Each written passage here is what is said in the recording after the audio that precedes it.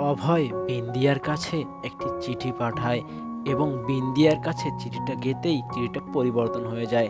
Hello guys, কি অবস্থা সবার? আশা করি সবাই অনেক ভালো আছেন। বরাবরের মতো আবারও একটি নতুন ভিডিও নিয়ে হাজির হয়েছি আমি।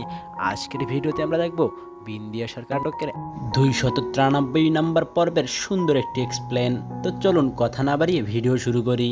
তবে তার আগে এখনও যারা আপনারা আমাদের ইউটিউব চ্যানেলটিকে সাবস্ক্রাইব করেনি অবশ্যই সাবস্ক্রাইব করবেন এবং কে কোথা থেকে দেখতেছেন তা অবশ্যই কমেন্ট বক্সে বলে যাবেন।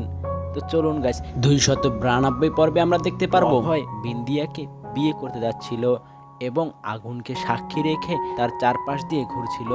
তখনই সেখানে তাদের পরিবার সবাই চলে আসে এবং তাদের থামাতে থাকে, কিন্তু অভয় চারদিক দিয়ে ঘুরতেই থাকে। ঠিক তখনই বিন্দিয়া থেমে যায় এবং অভয়ের হাত চটকা মারে, ফলে অভয়ের হাতে যে ছোট লাল সিঁদুরের বক্সটি ছিল সেটি দূরে গিয়ে পড়ে যায়। অভয় বলে, বিন্দিয়া তুমি কি করছো? আমি তোমাকে বিবাহ করতে চাই। কিন্তু বিন্দিয়া বলে, না, এ বিবাহ কোনোদিনও সম্ভব না। আমার স্ত্রী আরেকজন, তাই তুমি আমাকে বিবাহ করলে তার হক নষ্ট হয়ে যাবে। বলেই বিন্দিয়া সেখান থেকে চলে যায় এবং তার পিছে পিছে অভয় চলে যায়।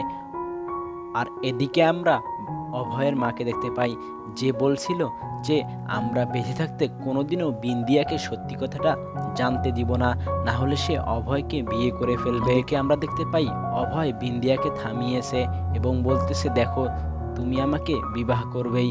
কিন্তু বিন্দিয়া রাজি হয় না এবং তখনই অভয়ের মা বিন্দিয়ার বাচ্চাকে নিয়ে আসে এবং বিন্দিয়ার বাচ্চা সেখানে বলে যে, এই দেখো আঙ্কেল, এই পিকচারটি আমি আমার বাবার জন্য এঁকেছি, তুমি কি এই ছবিটি আমার বাবার কাছে পৌঁছে দেবে? এই কথা শুনেই অভয়ের চোখ দিয়ে জল বেরিয়ে আসে এবং অভয় সেখান থেকে চলে যায়। পাশাপাশি সেখান থেকে বিন্দিয়াও চলে যায়। অভয় রুমে গিয়ে ছবিটি দেখতে থাকে এবং ভাবতে থাকে এখন সে কি করবে। এবং তখনই সে চিঠিতে বা একটা পাতায় সব কিছু লেখে সেটিকে বিন্দিয়ার বাচ্চার মাধ্যমে বা চুটকির মাধ্যমে বিন্দিয়ার কাছে পাঠায়। চুটকি সেই চিঠিটা নিয়ে গিয়ে বিন্দিয়াকে দেয় এবং বিন্দিয়া সেটাও পড়ে এবং অবাক হয়ে যায়। তারপরে সেখানে অভয় চলে আসে এবং সে বিন্দিয়াকে বিয়ের জন্য জোরজবরদস্তি করে। কিন্তু তখনই বিন্দিয়ার মেয়ে বলে, আপনারা তো ফ্রেন্ড, তাহলে আপনারা ঝগড়া করছেন কেন? আপনারা কথা দিন আর কোনো দিন ঝগড়া দিবেন না।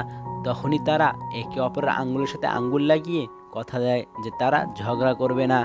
এবং আমরা তখনই ফ্ল্যাশব্যাকে আরেকটি দৃশ্য দেখতে পাই, যেখানে অভয়ের মা চুটকির সাথে নিজ ইচ্ছায় ধাক্কা খেয়ে চিঠিটি চেঞ্জ করে ফেলে। সে নিজের লেখা একটি চিঠি বিন্দিয়ার কাছে পৌঁছে দেয় এবং বিন্দিয়ার সেই চিঠিটা সে নিজের কাছে রেখে দেয়। সেই চিঠিটা সে জানালার পাশে একটা দরজায় রেখে দেয়, যার কারণে সেটা উড়ে এসে বিন্দিয়ার ঘরে পড়ে এবং বিন্দিয়া সেটা তুলে পড়তেই অবাক হয়ে যায় এবং দেখে যে এই চিঠিটাই অভয় লিখেছে এবং এর আগে যে চিঠিটি ছিল সেটি পরিবর্তন করে কেউ এই চিঠিটি লুকিয়ে রেখেছিল। এবং তখনই সে অভয়ের ঘরে যায়। বিন্দিয়া অভয়ের কাছে এসে বলে, আমি জানি এই চিঠিটা কেউ পরিবর্তন করে দিয়েছিল।